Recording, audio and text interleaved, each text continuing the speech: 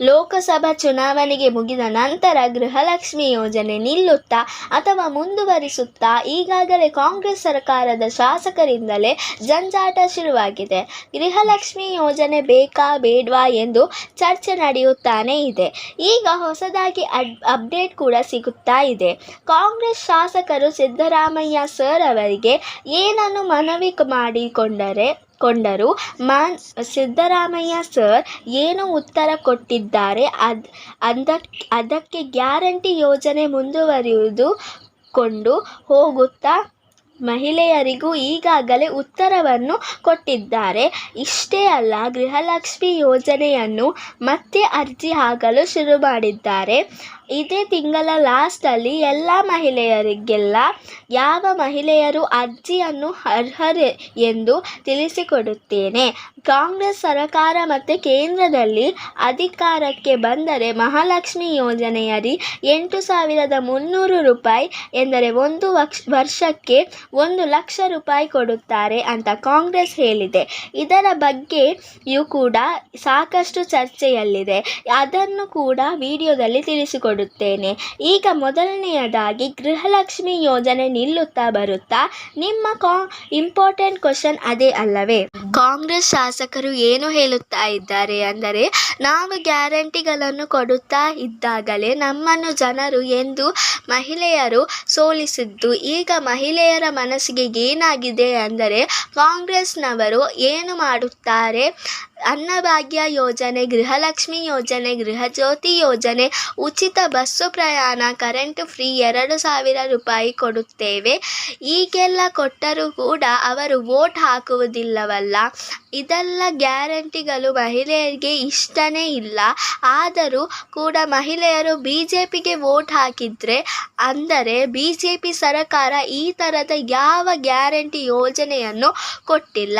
ಮಹಿಳೆಯರಿಗೆ ಈ ಗ್ಯಾರಂಟಿ ಯೋಜನೆಗಳು ಬೇಡ ಅನಿಸುತ್ತೆ ಎಂದು ಕಾಂಗ್ರೆಸ್ ಶಾಸಕರು ಹೇಳುತ್ತಾ ಇದ್ದಾರೆ. ಅವರಿಗೆ ಏನು ಇಷ್ಟನ್ನು ಅದನ್ನೇ ನಾವು ಮಾಡುವರಿಸಿಕೊಂಡು ಹೋಗೋಣ, ಇದನ್ನು ಸ್ಟಾಪ್ ಮಾಡಿ ಬಿಡೋಣ.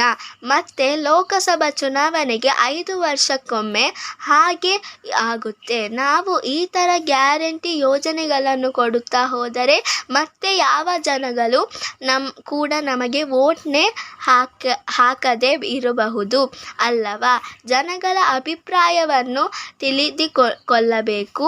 ಬೇರೆ ಪಾರ್ಟಿಯವರು ಯಾವ ಗ್ಯಾರಂಟಿ ಯೋಜನೆ ಆಫರ್ ಕೊಡುವುದಿಲ್ಲವಲ್ಲ, ನಾವು ಕೂಡ ಕೊಡುವುದು ಬೇಡ. ದೇಶದ ಅಭಿವೃದ್ಧಿ ಬೇಕಾಗಿ ಏನೆಲ್ಲ ಕೆಲಸ ಆಗಬೇಕೋ ಅದನ್ನೆಲ್ಲ ನಾವು ಮಾಡಿಕೊಂಡಿದ್ದೇನೆ. ಕೆಲವು ಕಾಂಗ್ರೆಸ್ ಶಾಸಕರೇ ಸಿದ್ದರಾಮಯ್ಯ ಸರ್ ಮನವಿ ಮಾಡಿಕೊಂಡಿದ್ದಾರೆ. ಕಾಂಗ್ರೆಸ್ ಶಾಸಕರೇ ಇನ್ನೊಂದು ಎಡೆ ಸಿದ್ದರಾಮಯ್ಯ ಸರ್ ಹತ್ರ ಮನವಿ ಮಾಡಿಕೊಂಡಿದ್ದಾರೆ. ನಾವು ಸೋತಿದ್ದೇವೆ, ಆದರೆ ನಮಗೆ 9 ಸ್ಥಾನವನ್ನು ಜನರು ಕೊಟ್ಟಿದ್ದಾರೆ. ನಾವು 5 ವರ್ಷ ಅಂತಾನೆ ಗ್ಯಾರಂಟಿ ಯೋಜನೆಯನ್ನು ಕೊಟ್ಟಿದ್ದು. ಈಗ ಇದನ್ನು ಹೇಗೆ ಸ್ಟಾಪ್ ಮಾಡುವುದು ಅಂತ ಸಿದ್ದರಾಮಯ್ಯ ಸರ್ ಹತ್ರ ಕೇಳಿಕೊಂಡಿದ್ದಾರೆ.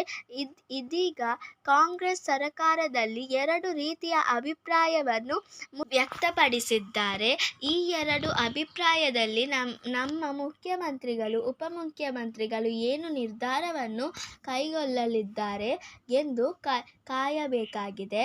ಮತ್ತೊಮ್ಮೆ ಅವರು ಏನು ಹೇಳುತ್ತಾ ಇದ್ದಾರೆ ಅಂದರೆ, ನಾವು ಜನಗಳ ಅಭಿಪ್ರಾಯ ತಿಳಿದುಕೊಳ್ಳಬೇಕು. ನಮಗೆ ಗೃಹಲಕ್ಷ್ಮಿ ಯೋಜನೆ 2,000 ರೂಪಾಯಿ ಬೇಕಾ ಬೇಡವಾ, ಇದರ ಬಗ್ಗೆನೇ ಜಂಜಾಟ ಬರುತ್ತಿರುವುದು.